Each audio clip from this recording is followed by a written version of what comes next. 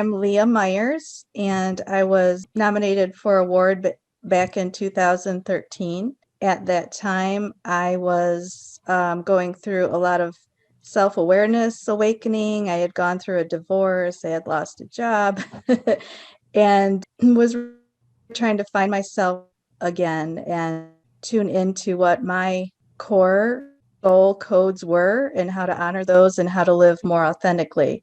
So it's been an unfolding process since then. And so here I am again, 7 years later.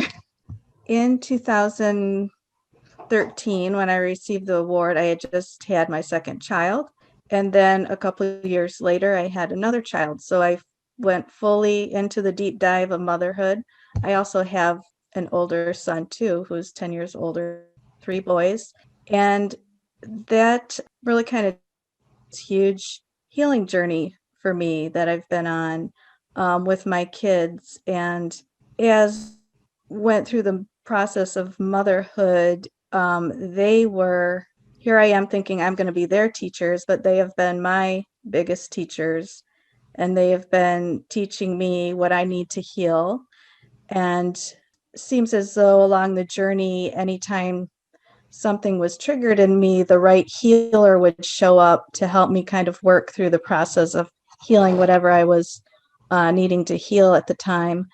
So it's been a beautiful journey with my kids. And I feel like, they're on this journey with me, that we're all meant to be together, doing this work together, and we keep unfolding and growing. Some of the things that they've taught me along the way is that love is not control. I was raised with a lot of control and ways that things should be a certain way, and kind of like using intimidation to, get your kids to do what you wanted them to do. But they've been teaching me that love is not control, love is letting go, and love is partnership, and love is having the conversations and talking about how can we do this as partners, where are you, how are you feeling, need from me right now. And it's been so healing for me to see how, I didn't get that as a kid, and how there are parts of my life that I try to control too much. So they've been teaching me a lot about surrender, how to surrender to life, and how to be in the chaos of life. Because of that, I feel like I have so much more flow and so much more access to creativity and to art and to my full authentic self. And they've really, I think that's where they've been healing me the most, is in my creativity space. I had this incident come up where I was trying to paint. I was trying to get more into painting. And every time I would go to paint, I would hit this wall, and I couldn't figure out why I was hitting a wall. I started to watch all these videos about doing acrylic pour painting, which is, you just kind of pour paint onto a canvas. And I was watching videos and getting materials together, and they were watching me through this whole process. And then one day I was in the other room and I heard some noise and came into my art room, and they had taken all my paints and poured it all together into this big, just probably 20 different colors of paints, 2 bottles of glue, bottles of glitter, and they poured it all into this big bucket. And we're watching the video, and they're like, come on, mom, let's go, you're taking too much time, in your head too much. But when I saw it, I just totally freaked out. I started getting anxiety because the paint had overflowed onto the floor and it had made this huge mess. And I just went into kind of a rage around it. So I sent them up to their rooms as I tried to process what was going on. And then I decided this was in me, something that I needed to work through.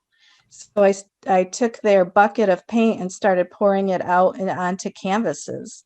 And it actually turned into really beautiful paintings.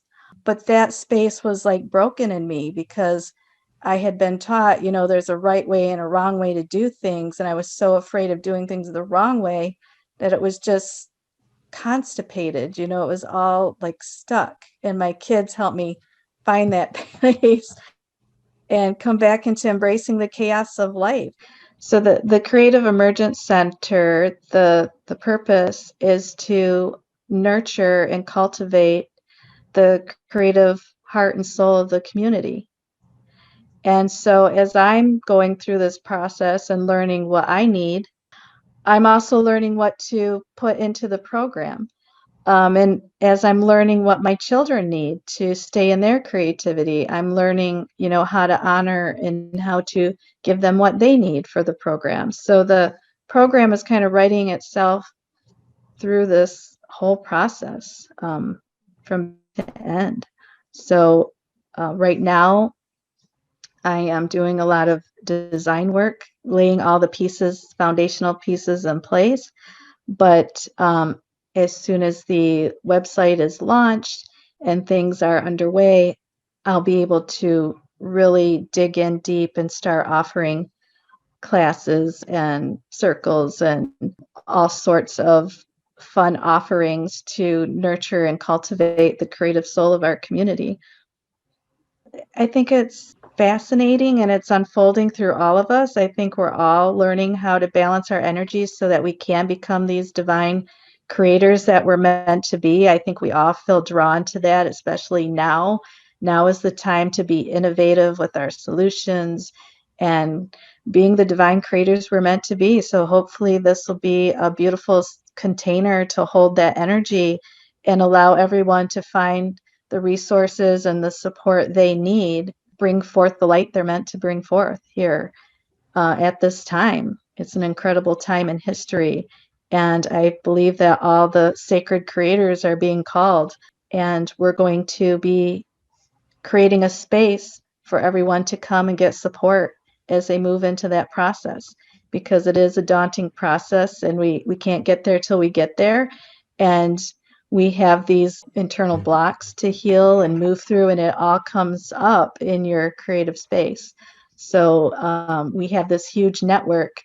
If you hit a block, we have the right healers we can connect you to, and this is super exciting. I'm very excited to see how it all unfolds collectively. They'll be able to find me and the program through the Intentional Living Collective and the Intentional Living Collective website.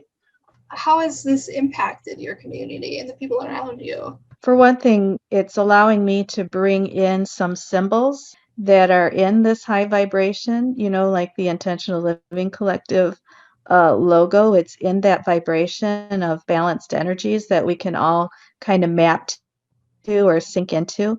So the more clearing or tending that I can do, that I bring through these energetic anchors through graphics or through art, and then it becomes like an energetic anchor for that energy. I think it just kind of creates these containers where our energy can kind of come together and line up around, and we can do this kind of work together. We don't have to be out there alone doing it. We can be drawn to it and do it together as a collective.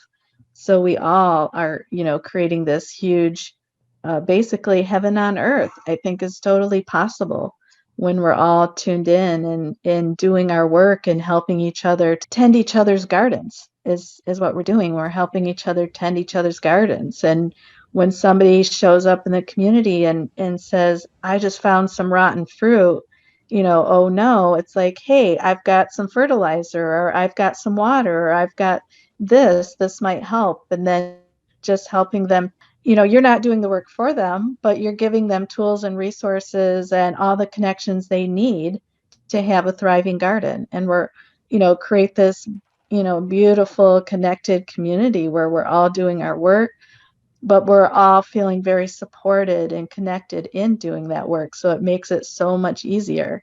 And you feel that support, when I know, hey, I've got, rotten fruit here and I got to get to the bottom of what's going on. I know I can call in 10 gardeners, and ask them for their advice. And I know they're going to give me beautiful advice, and most of it's going to work. I might have to tweak it, to fit me, to customize it, but it's just makes it so much easier.